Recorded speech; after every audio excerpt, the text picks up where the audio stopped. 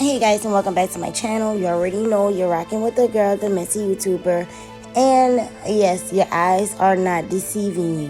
What you see right now is a real correlation between Katniss Everdeen from The Mockingjay Part 2 and Rihanna's Super Bowl performance. Now, the reason why these girls are together is because they both are representing the same goddess. And the goddess is Inanna, or whatever the name may be. Inanna, all right, just like Rihanna and all that kind of stuff, yes.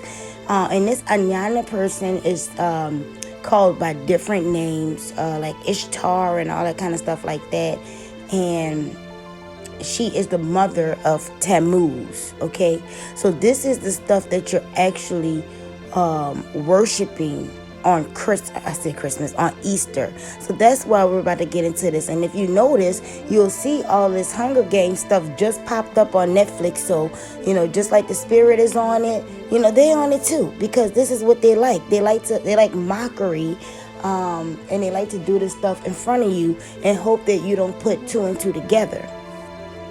Now, I found this kind of funny that Rihanna had did this pose. I was like, why would she be bent over like this?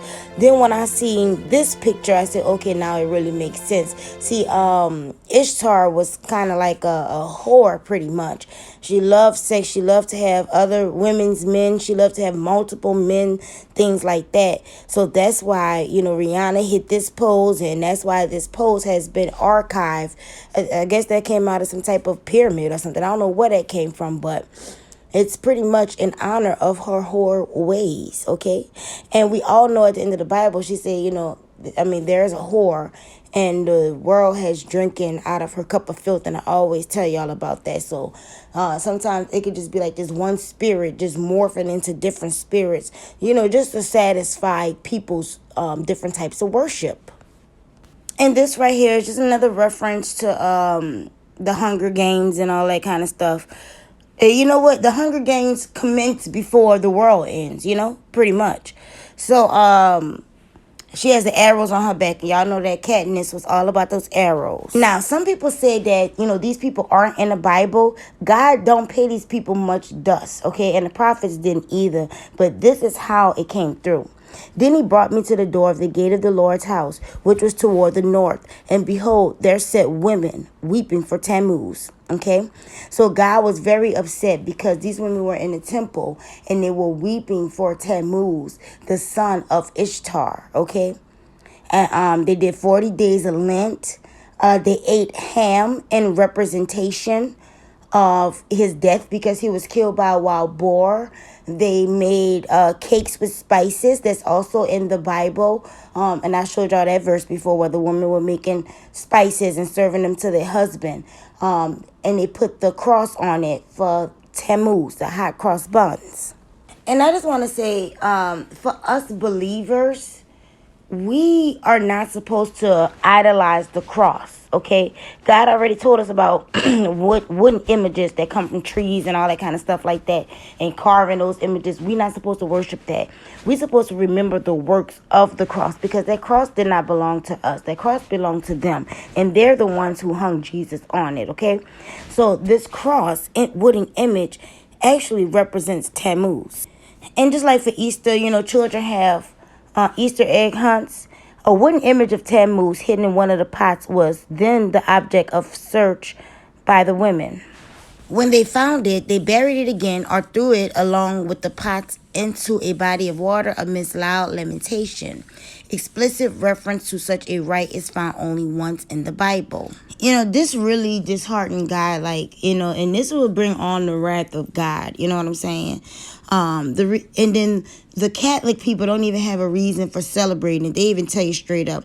The reasons for celebrating our major feasts, what we do are many and vary. In general, however, it is true that many of them have at least an indirect connection with pre-Christian feasts. Celebrated at the same time as other devil worship and astrology worship, as you can see. That's what they're saying.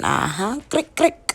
they actually, just admitted about the fasting and all that kind of stuff. The 40 days abstinence of Lent was directly borrowed from the worshippers of the Babylonian goddess, okay? They worship goddesses with this kind of stuff, man. The Bible already told you how to fast and how to pray and do all that. All right, so the beginning of their worship began with Semiramis, something like that. Then she became known as Ishtar. All right, and that's very close to Ishtar. All right, and her moon egg became Ishtar's egg. Sometime Ishtar became pregnant, supposedly by the rays of Baal. Unfortunately, the son she bore was Tammuz. All right, la la la la. Just pretty much showing you more stuff. And then she became kind of like the queen of heaven and all that kind of stuff because people want to say that that's Mary. That is not Mary, man. Mary is meek and mild and not to be worshipped, and that's just that. And that's not her color. That's not her real name. That's not Jesus' mother at all. Okay? Let that go.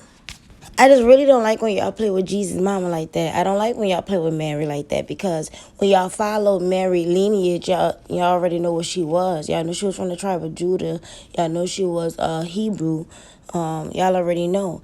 And what I admire about her is her faith. This woman had the strongest faith. And I think today if Mary was here, y'all would probably be calling her autistic because she seemed to really be removed from the world. And the fact that they didn't even kill her is a true stance of her character at that time. Because if she was been pregnant and her husband was out of town, that woman would have been dead. But for some reason, they didn't kill Mary. So she had extraordinary faith that you can't touch. So stop playing with that lady and moving on. All right, so jumping back into it, you guys. So right here is just showing you that God is not with anybody during this period. When they're going to be soul harvesting and stuff like that. If you are weeping in this period, you're doing it for Tammuz. It is an abomination, okay? You cannot sit up there with these sinners talking about something, well, I'm doing mine for God. No, no, no, no, no. You're just being directed right to Tammuz because God already told you to stay away from this stuff. And right here, I'm also referring to the Bible. I'm sorry, the book called Esther, because Esther is a book where God is like, he's just absent from that book altogether. And Esther means star. And those Eastern Star ladies, they kind of worship Esther and all that kind of stuff. They double cross the Bible in those meetings. So that's all a part of, the Eastern Star, the Easter Star, Ishtar, Ishtar. I don't know now. I don't know. Y'all let me know what y'all think about that one. Therefore, do not pray for these people, nor lift up a cry or prayer for them, nor make intercession to me. You heard that? So stop going along with these antics and believing that what you're doing is for God from your heart, because you have been warned, okay, by the Bible. And if you ain't reading the Bible, he's not going to say, oh, you're excused. No, you're not excused, because the knowledge is here and you ain't taking no time out of your day to, to get the knowledge and put it in your lifestyle. And in this excerpt right here, it pretty much just says that he also reestablished worship poles to the Queen of Heaven, who was known by many other names, Ishtar. All right. So what I'm saying is that these poles and these crosses and everything that y'all start worshiping on Easter, like the same cross that Jesus was impaled on, like. Yeah, so anyway, y'all know it begins sensitive, but y'all out of line for that. So anyway, right here is what I don't like about Esther. Esther asked the Jews to fast for her. No. We fast for God, okay? We're not fasting for you. And it's a selfish thing to ask, so you have to question her altogether. So y'all already know I've been telling y'all about how all these energy harvesting events really play into their hands or what they want. So Ishtar, Ishtar, it's all gone in together. It's all a big worship fest. So make sure you protect yourself. Holla.